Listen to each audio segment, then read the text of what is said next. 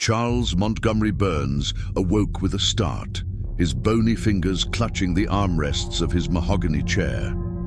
The familiar hum of his nuclear power plant filled the air, but it was wrong. Too low, too alive, like the groan of something ancient and wounded.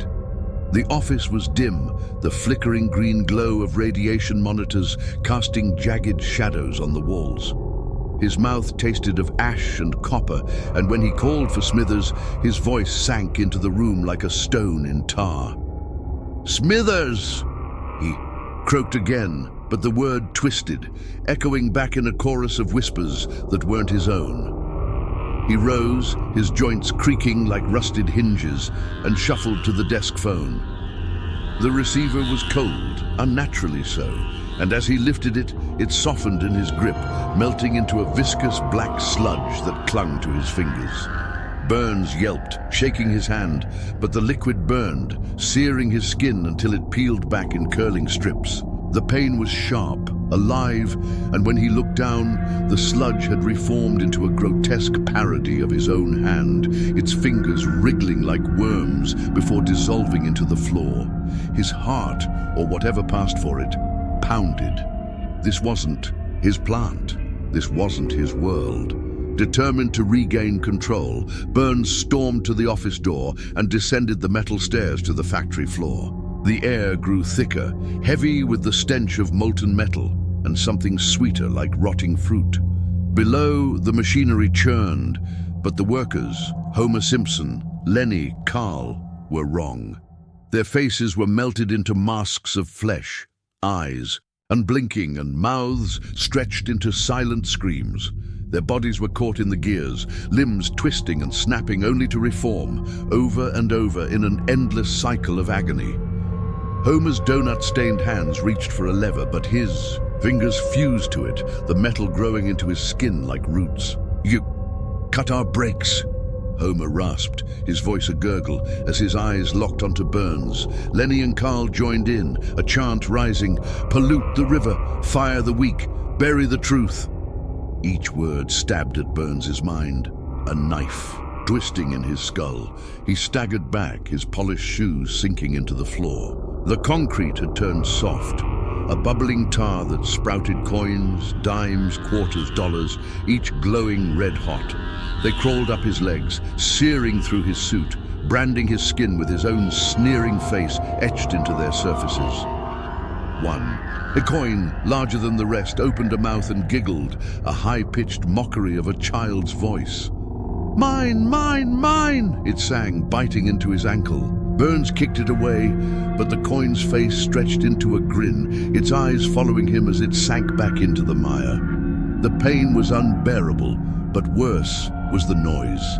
A siren blared, not the usual wail of a malfunction, but a cacophony of his own voice, distorted and layered. "You're fired!" it screamed. "Profit over people!"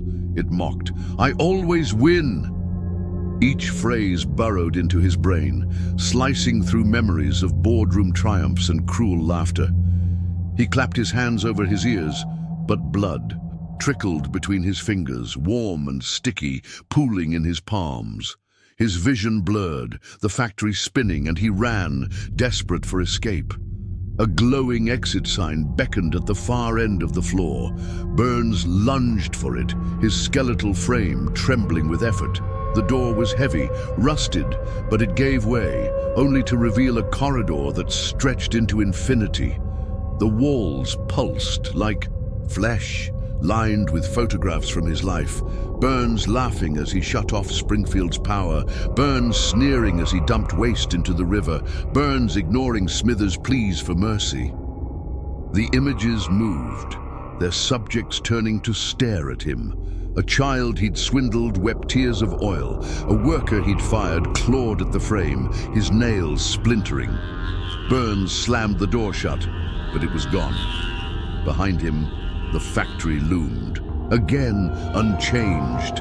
He collapsed, his breath ragged, the coins still whispering beneath the floor. The workers' chants grew louder, their bodies now a writhing mass of flesh and metal, eyes multiplying across their forms. Burns crawled to his knees, his hands sinking into the tar, and screamed, a sound swallowed by the factory's pulse. The ground quaked, splitting open like a maw, and he fell, tumbling into darkness. When he opened his eyes, he was back in his office, seated in his chair. The hum was there, the shadows, the sickly green light. Everything was as it had been. Relief flickered in his chest, but it died when he glanced at the wall. A mirror hung where none had been before, its surface rippling like water. Burns leaned closer, his reflection staring back, except its eyes were wrong, too large, too empty, and its mouth curled into a smile he couldn't mimic. "Excellent," it whispered, though his lips never moved. The hum grew louder, and the cycle began. Anew, Charles Montgomery Burns clawed his way out of darkness, gasping as his fingers broke through slimy earth. He emerged from a manhole in the heart of Springfield, the familiar town square stretching before him. But the air was wrong, thick, sour, like the breath of something vast and rotting. The streets twisted unnaturally, curling like veins under a bruised sky, and the streetlights bent low, their bulbs flickering like half-closed eyes. Burns wiped the muck from his suit, his skeletal frame trembling. "I'm free," he muttered. But the words dissolved into the air, swallowed by a low hum that pulsed from the ground. He took a step, and the pavement rippled beneath his shoes, soft as flesh. The Quickie Mart loomed to his left, its neon sign buzzing with a sound like chattering teeth, while the statue of Jebediah Springfield tilted its head to watch him pass. Burns quickened his pace, ignoring the way the buildings leaned closer, their windows glinting with malice.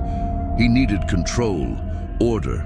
Springfield was his domain after all. But then he saw them, the townsfolk. Marge Simpson stood by a lamppost, her beehive hair writhing like a nest of serpents, each strand tipped with a mouth that hissed his name. "You laughed when I begged for clean water," the mouths whispered, their voices layering into a screech that clawed at his ears. Burns stumbled back, only to collide with Bart, who wasn't a boy but a shadow scrawled across the pavement. The shadow's edges bled, its fingers lengthening into claws that scratched jagged lines into the concrete, each mark oozing red. "Time's up, old man!" it giggled, the sound echoing inside Burns's skull. Lisa appeared next, her saxophone, wailing a melody that vibrated through his bones, cracking his teeth like brittle glass. Her eyes were hollow, leaking ink that formed words in the air: greed, lies, pain. Burns clutched his chest, his heart stuttering. "Enough of this nonsense," he snarled, fumbling for his wallet. Money always solved problems. He thrust a wad of bills at Marge, but the notes sprouted teeth, snapping at his fingers. The dollars grew eyes, his eyes cold and calculating, and flew upward, a buzzing swarm that dove at him like hornets. "You loved us more than them!" they shrieked, tearing into his arms, his face, each bite drawing blood that smelled of ink and ash. He flailed, running toward the town square, but the swarm followed, their laughter a chorus of his own voice, mocking his every deal, every betrayal. The square opened before him, but it was no sanctuary. The ground pulsed, splitting into a gaping, more lined with teeth made from shattered street signs. Main Saint, and Evergreen Terrace, that gnashed hungrily. Burns scrambled to the statue of Jebediah, gripping its base. The stone warmed under his touch, then moved. Jebediah's head turned, its eyes glowing green, its mouth cracking open. "You defiled my city!" it boomed, its voice shaking the earth. Stone hands reached for Burns, fingers curling to crush him. He dove away, rolling across the pavement as the statue's fists smashed the ground, sending cracks that bled a viscous green ooze. The ooze flowed toward the square's fountain, which erupted in a geyser of toxic sludge, the same sickly hue as the river he'd poisoned for decades. Vases formed in the water, mutated fish, their scales peeling, their mouths human and screaming.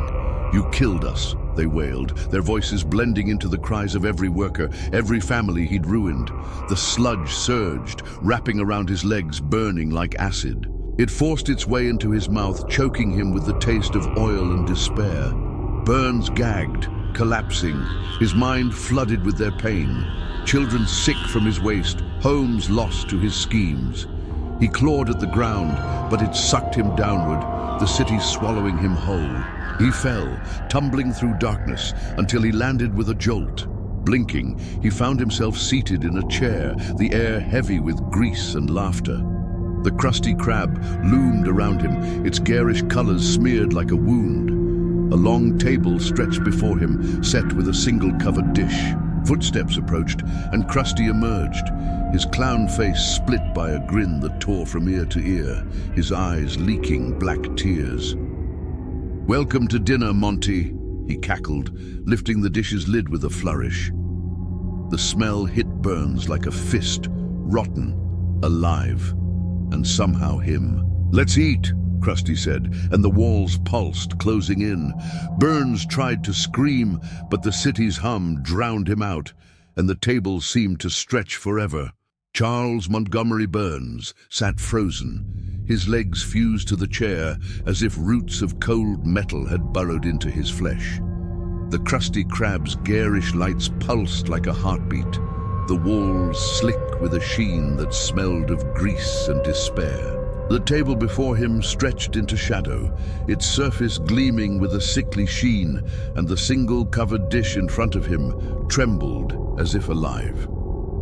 Krusty loomed over him, his clown makeup cracked, his grin splitting his face until it reached his ears, black tears dripping onto the tablecloth.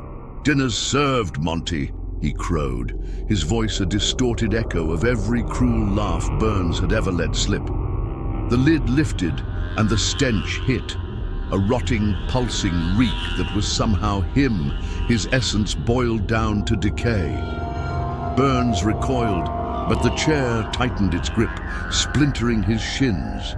The dish revealed a hamburger, its bun glistening with oil, its patty writhing. He squinted, bile rising, and saw it. The meat was his own fingers, severed and twitching, knitted together with threads of gristle. "No!" he gasped, but his hands betrayed him, moving on their own. They seized the burger, forcing it to his lips. The first bite crunched, blood oozing down his chin, and his mind shattered with memories. Every worker he'd fired, their faces flashing as he chewed. He felt their despair, their hunger, their rage, each bite a lash across his soul. His stomach churned, but he couldn't stop, his hands relentless, shoving more into his mouth until his jaw ached. Krusty clapped, his hands splitting open to reveal more hands, clapping louder. "Next course," he sang, sliding a bowl of soup across the table. The liquid was murky, and floating within were eyes, Burns' eyes, pale and unblinking, staring up at him. He shook his head, but the spoon rose, guided by invisible strings, and plunged into the broth. The eyes popped as he swallowed, each one bursting with visions of his indifference, Homer's family shivering in darkness when he cut their power, Smithers' quiet tears when he mocked his loyalty. The soup burned his throat, his stomach swelling, pressing against his ribs until they creaked. He clawed at his belly, but it pulsed, alive, whispering, "More, more, more." The restaurant filled with shadows. Figures materialized around. The table, Homer, Marge, Smithers, townsfolk he'd crushed under his heel. Their faces were wrong, melting into one another, eyes multiplying like sores. They sang, a warped version of Springfield's anthem, "You took, you broke, you burned us all." The sound pierced Burns' ears, blood trickling down his neck as their voices became his own, accusing, condemning. He screamed, but the noise joined their chorus, amplifying it until his skull felt ready to split. Another dish arrived, a slab of meat that was his tongue, a salad of his hair, each bite forcing him to relive his lies, his schemes. His stomach could take no more. It ruptured, a wet tear echoing in the room, and from the wound spilled coins, Thousands of them, each laughing with his voice, crawling over the table like roaches. They swarmed him, biting, burrowing into his skin, forming a glittering pile that smothered him. He thrashed, gasping, until the coins dissolved, leaving him sprawled. On the floor, before him stood a mirror, its frame pulsing like veins. Burns crawled toward it, desperate for escape, but his reflection was gone. Instead, a crowd stared back, every soul he'd wronged, their faces pressed against the glass, silent, yet screaming. The mirror cracked and they poured out. A young Burns, smirking as he swindled his first fortune. An older Burns, cackling as he poisoned the river. A child Burns, cruel even then. They merged with him, their flesh knitting into his, arms sprouting, eyes blooming across his body. He was no longer one man, but a writhing mass, a monument to his own sins. The mirror sucked him in, and he fell, landing in his mansion's study. Relief flickered. He was free, wasn't he? But the windows showed Springfield dissolving, buildings melting into a black void. Faces floated outside, Homer, Marge, Smithers, watching with pity, not anger. His body crumbled, skin flaking to ash, but his mind remained, sharp and screaming, trapped in the emptiness. Excellent, he whispered, the word not his own. Darkness swallowed him. And then, the hum. His eyes snapped open. He was in his office, the factory's green glow flickering. The mirror hung on the wall, its surface still, waiting. The cycle turned, and Burns' scream was lost in the machine's endless drone.